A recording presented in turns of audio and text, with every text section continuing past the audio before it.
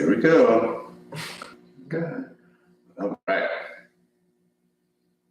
Right on time.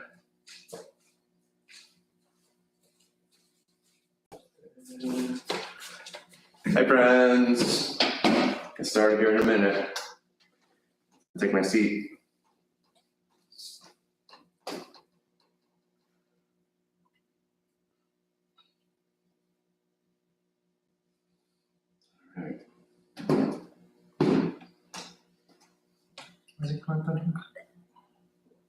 Oh.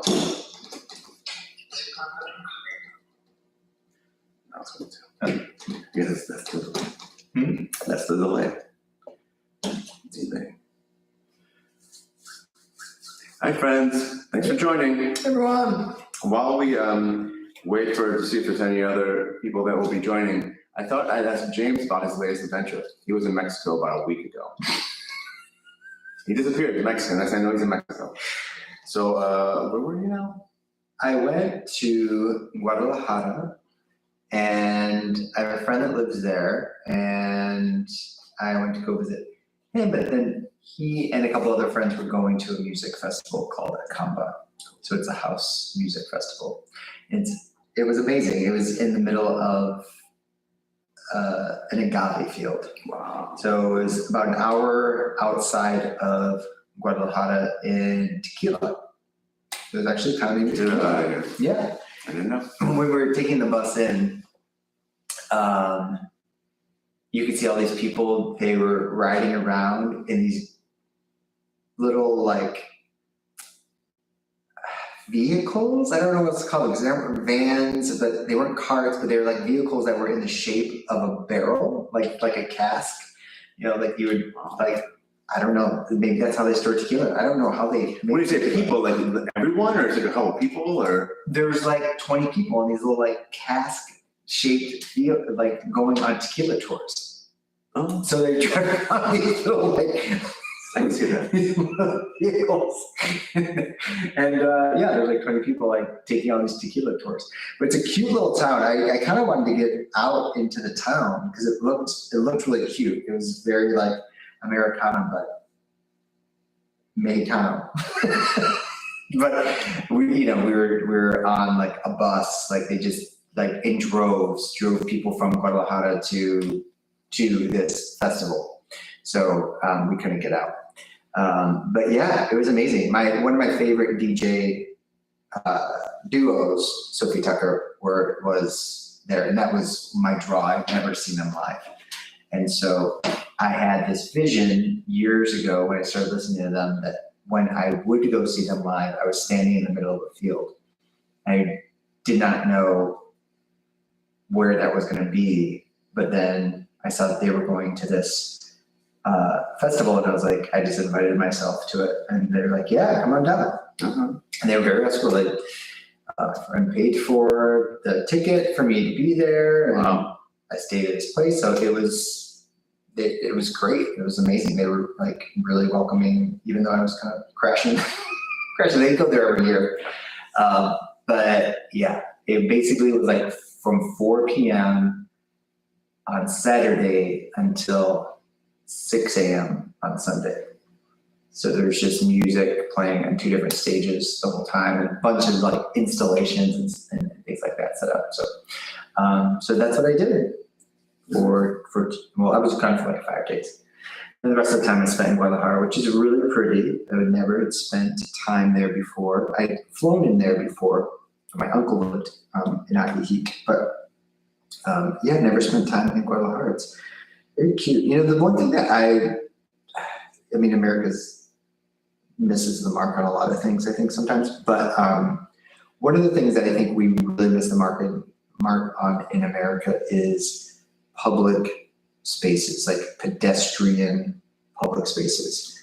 Anytime I go anywhere else in the world, I feel like there's all these beautiful, like expansive places for people just to hang out. And like you see a bunch of families, and you see a bunch of kiosks set up where people are like selling street food or like, you know, wares or whatever they're doing. And it's all pedestrian. We're just like such a car-driven country here. It's it's like pulling teeth to shut down a street, I feel like, in this country. So that city is very much pedestrian friendly in that way, and lots of families hanging out and people. So it was great. It was 100 degrees. It was like 102 degrees. You know, I saw people wearing jeans. They're not by the water. No, it's very no desert. No ocean breeze. Yeah, it's very deserty there. So it's not really that humid. I mean, it's also not really full desert, but it feels more desert than with that temperature. So yeah, I had a good time. It was good. It was a good break. I got to see Sophie Tucker and a couple other DJs that I really loved. They were all back to back, which was really nice. Yeah. So are we ready? Let's get into it. Without further ado, let's hear about this program everyone's talking about. Everyone's so excited about it. There's so many inquiries, people on the edge of their seats. All right. I want to hear about this. All right. Well, some of you might have heard of or have participated in the 21 Days of Wellness that we do in the spring. We've been doing that program for at least 12 years, if not more. Mm-hmm.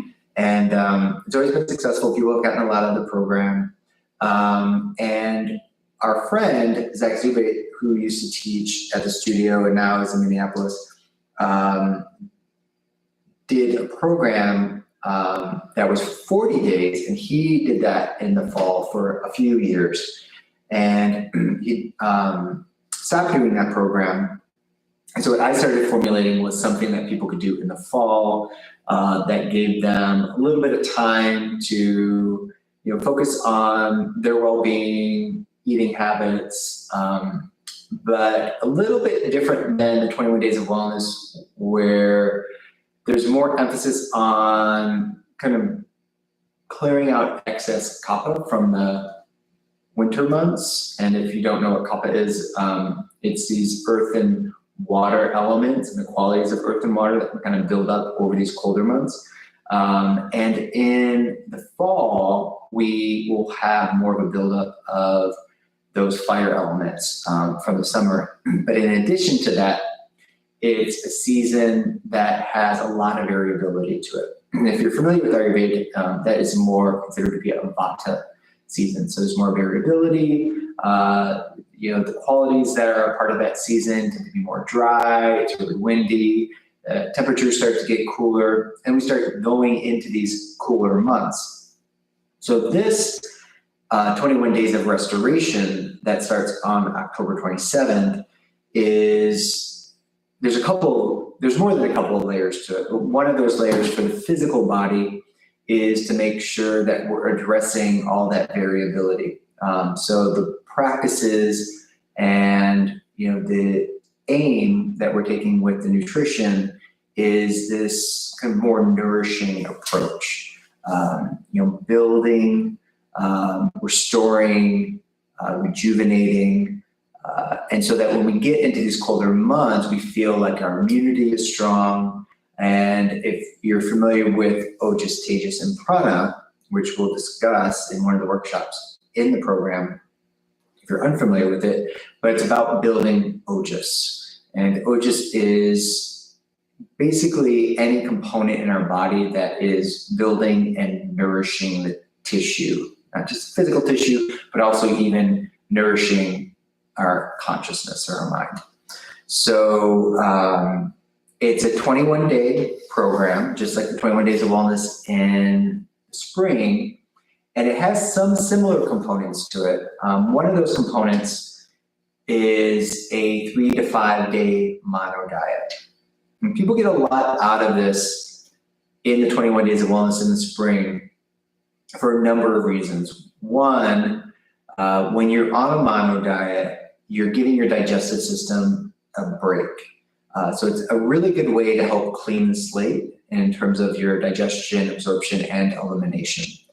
And a mono diet, in accordance with Ayurveda, is basically eating a lentil soup, which is called khichdi. And it's a complete protein because you're including rice, you've got legumes, you've got tons of vegetables, and then you have spices and ghee or clarified butter. And that helps to create some more lubrication in the system and helps extract toxins out of the deep tissue. One of the components that we're adding more of in this program than in the spring is we're adding more self-oil massage. So self-oil massage is one of those practices that really helps to build ojas in a potent way. And so we're going to bring in more self-oil massage. Where in the 21 days of wellness, we could do about 5 days. So during the mono diet to help kind of detox, we would do Abhyanga or self-oil massage just for those 5 days. But we're going to start Abhyanga right away in this program. Not only for the detoxification process, which Abhyanga or self-oil massage can do, but also to create more ojas for that building and stabilizing effect that oil massage can do. So that's going to be a little bit different. We're still going to be monitoring and assessing and journaling our eating habits so that we can create a more healthy relationship with the foods that we're eating and check in with patterns that we might have got into.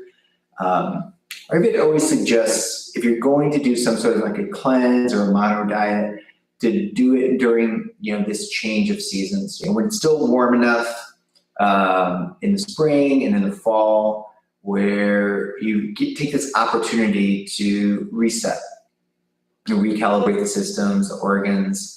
But also it can really have a profound effect on the mind. And this is also something that is a part of this program even more than the 21 Days of Wellness. So we talk a lot about intention setting in the 21 Days of Wellness. And in this program, there's a lot more emphasis on embracing your constitution, or what we call prakriti. Well, wait a second. Can we go back to the oil massage? Yeah. It's a self-oil massage. So in the orientation, will you give pointers on how to do that? Because I know there's some specific things that you kind of like to do in Abhyanga, right? Yeah, so the very first workshop that you'll have on the 27th, this is Sunday, is the orientation. And so basically we give you a layout of the program. Now this is a completely virtual program, just like the 21 Days of Wellness. So it will all be done virtual, and you'll be getting handouts sent to you. So you'll have a handout specifically for Abhyanga and self-oil massage. But in addition to that, you'll also have that orientation time to ask questions, but I'll be leading you through the layout of the whole program and talking about these specific remedies and practices that we're going to be doing, and self-oil massage can be one of those. So we'll talk a little bit more about the approach that you want to take with self-oil massage. Do you do it in the morning? Do you do it in the evening? What oils to use? And you get a whole shopping list, so you can get all the supplies that you'll need before the program. And once you sign up for the program, you'll get some email that will prompt you for preparing for the orientation. And then once you sign up for the program, you can always email me questions. If something is really new for you, something, your concept or part of the program you're uncertain about, you'll always be able to contact me about. And it'll all be recorded, right? So if people can't make it at that time, can they watch it later? Yep. There's going to be 4 workshops essentially available to you in the program. The orientation is one of them. We've got 2 other workshops that are going to be talking about, and I'll get into those a little bit more as to what the contents of those workshops will be focused on. And then during the 21 Days of Restoration, Jenny will be teaching a Yoga Nidra, and that's towards the end of the program. So that workshop is also going to be available to you. That will all be done virtually and recorded, so that if you're not able to make any of the workshops, or including the Yoga Nidra or the orientation, you'll get the recording, a link to review the recording. So you don't have to be available for these times on the workshops, and you'll have those recordings will be available to you throughout the whole 21 days of the program. And one more question. So when we were talking about this last week, you used the term Rasayana. Am I pronouncing it correctly? Rasayana? Sure. And can you talk a little bit about that idea and how, because I feel like that, as far as like the ancient, but even the modern day health systems, Ayurveda is pretty unique with that approach, with that idea really of Rasayana. Yes. So out of all the systems that I'm aware of, including some of these more ancient, like, Chinese medicine, and these practices that tend to be looked at as complementary medicine, to Western medicine, but are, sciences in their own right. I think Ayurveda really pushes preventative care more than any other system that I know. And this is where this Rasayana, or this rejuvenative approach, comes in. So these practices, whether they be for the mind or for the physical body or for the spiritual facet of our being, are really about supporting the human being before there is any sign of dis-ease in the body.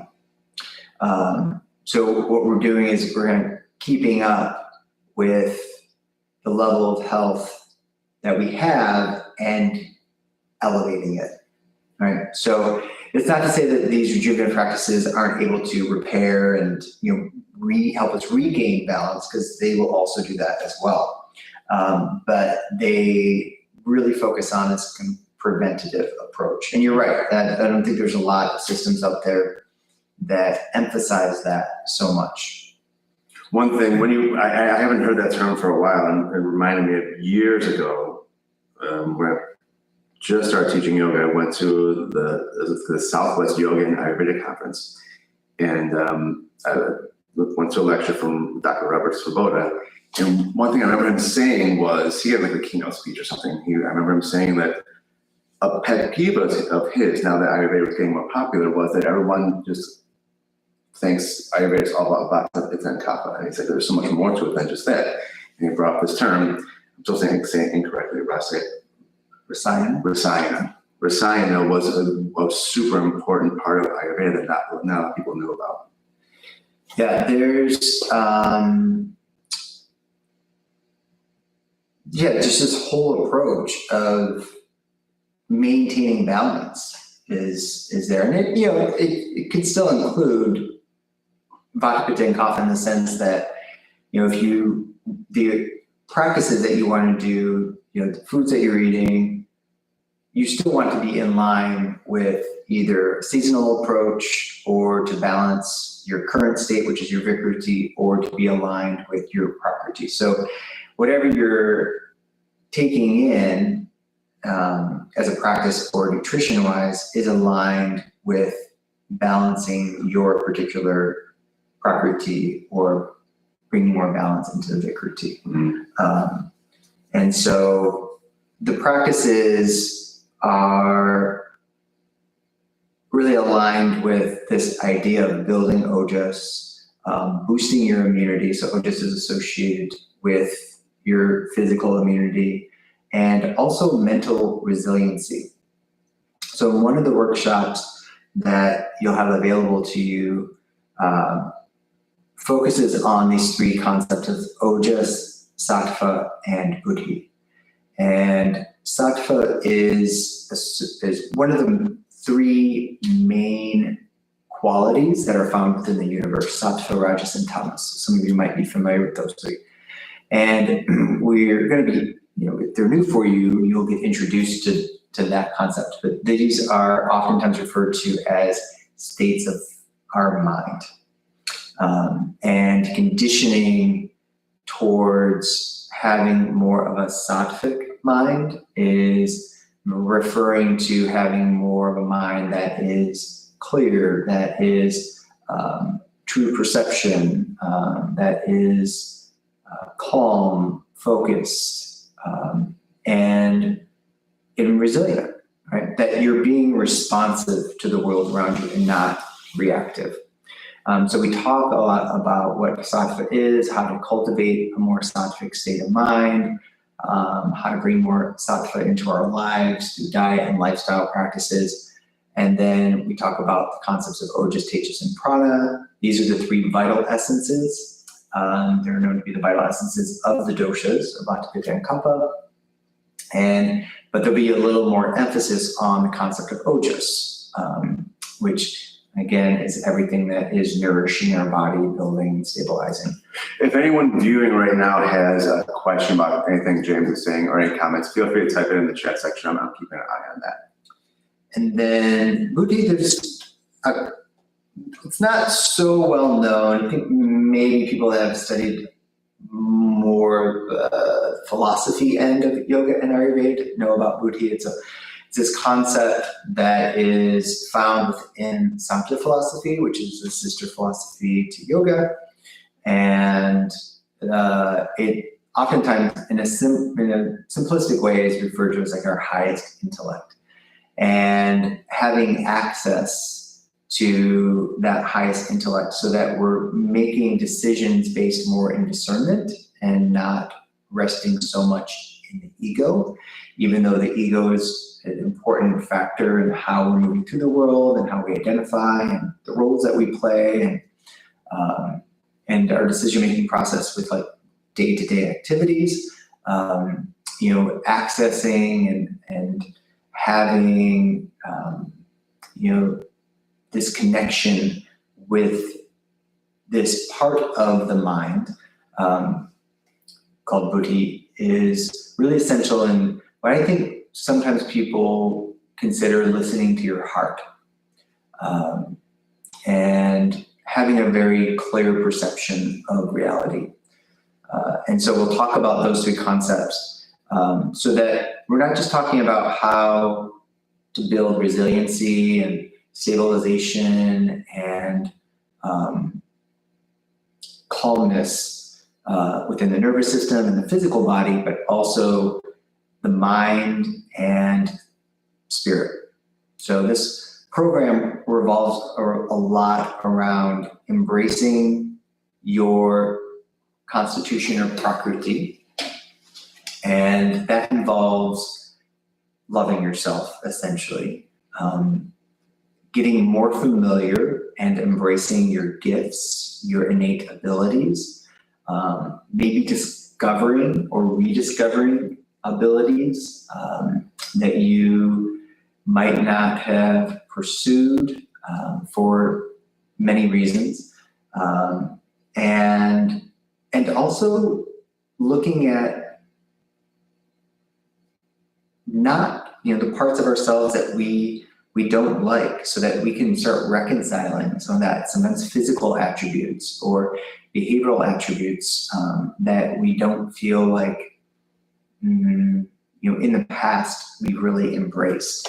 So embracing your prakriti is about loving every facet of yourself, because this concept of prakriti is basically your psychological, physiological, chemical blueprint that was created uniquely for you to live out this life to its fullest potential. And everything was designed in a way to set you up for success. And when there's certain aspects of whether it's our physical appearance or certain abilities or passions, like spiritual passions, that we're not embracing, following through with, we're kind of inhibiting that path. And so we talk a lot about that at the beginning of the program, and getting us all on board with embracing our prakriti. And then we start getting into practices and concepts that are going to help us to do that, but then also address building and restoring and rejuvenating the physical body, the mental and emotional body, and the spirit.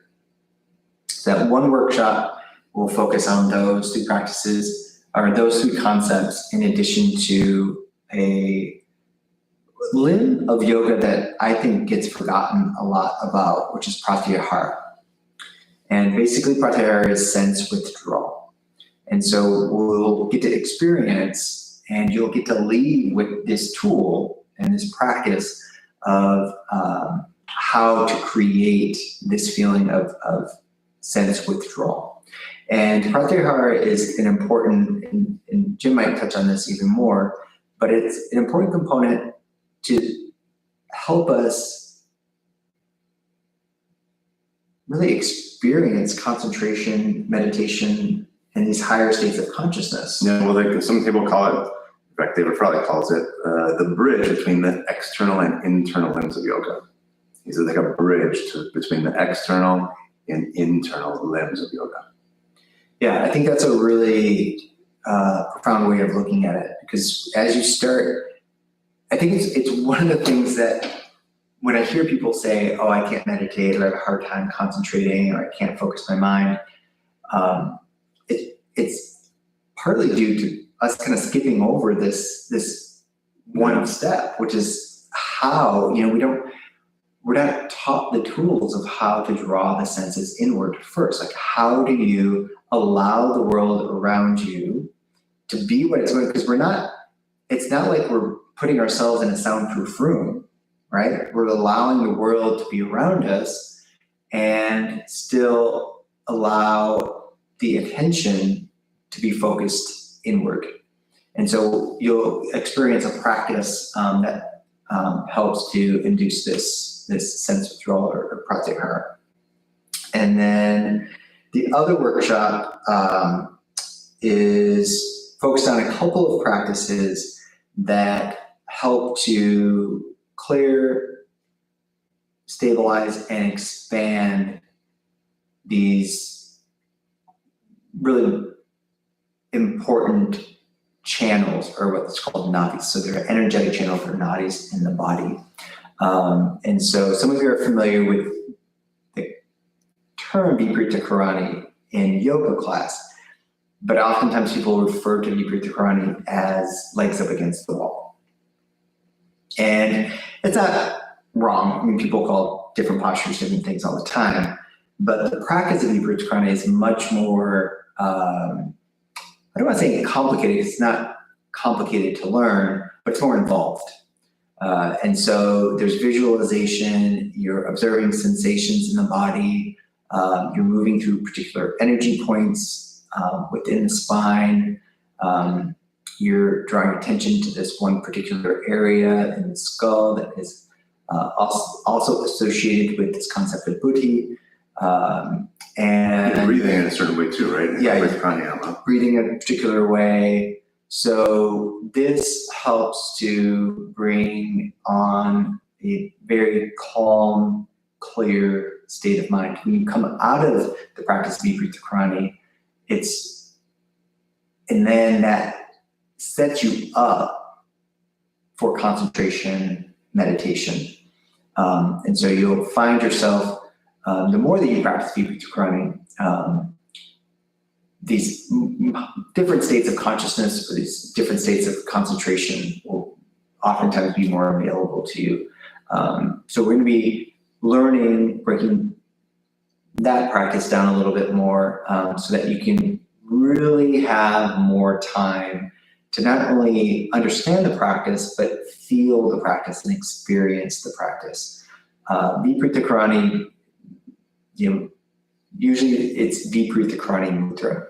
And I think a lot of times people think of mudras as hand gestures, but you can do a mudra with your whole body, you can do mudras within your head, and hand mudras. And mudra doesn't mean just gesture, it doesn't translate as gesture, but also attitude. And when we think about creating mudras, even with the palms, right? Like Anjali mudra, when we bring the palms together, most of us are familiar with this gesture. We see it in a bunch of different wisdom traditions. People do it even when they're not a part of a wisdom tradition or follow a particular religion. It's always, almost always, a sign of giving gratitude, right? Giving thanks. Sometimes people use it when they pray or send out good thoughts. And so that's how you want to think about the word mudra, because when I bring my palms together like this, it is about creating a psychic attitude. So immediately when my palms are together, it's helping to facilitate the psychic attitude of gratitude. And when we're doing this Viparithakarani Mudra practice, Viparithakarani, it can translate as inverted psychic attitude. So bringing our attention from maybe a lower, more materialistic vibration into higher vibrations of consciousness. So that is where the other practice tends to focus on. We're at the half hour mark, so we should probably start to wrap it up. This is on the website already, right? It is not. So we're still like crossing the T's and dotting the I's with the program. It should be up next week. And so you'll be able to read more about it in detail then. And again, it will start October 27th. It's a 21-day program. The last workshop is on November 10th. So it's a really great way to carve out some time before the hubbub, right, of the holiday season, before we get into colder months, kind of setting you up for success so that immunity is boosted, and going into those months with more introspective practices. So as we spend more time inside, we're taking advantage of that and practicing more of those introspective, contemplative practices. And yeah, I think I'm really excited about it. I think it's going to be great, and people get a lot out of it. So look online next week. We'll probably do, if you follow us on social media or get our newsletter, we'll probably make a little bit of an announcement, through there, so you can know when we post it. And that will be that. And one more thing, kind of on this, I'm a little bit on this topic anyway. If you're watching live tomorrow, we have our first, at least in this location, our first sound healing and also Reiki seminar. What do we call it? Like an event. Yeah. Which obviously is definitely on the more restorative side, the more subtle side of yoga. So if you're watching this live, in the studio only, right? Yes, it's in person only. And if you aren't able to make tomorrow, or if you're watching this recording and it's after the 19th, then know that they'll be offering it, I think, almost on a monthly basis, their schedule. So if you're interested in having that experience of sound bath healing and Reiki, you can look online to see those other dates. Those are all posted for the rest of 2024.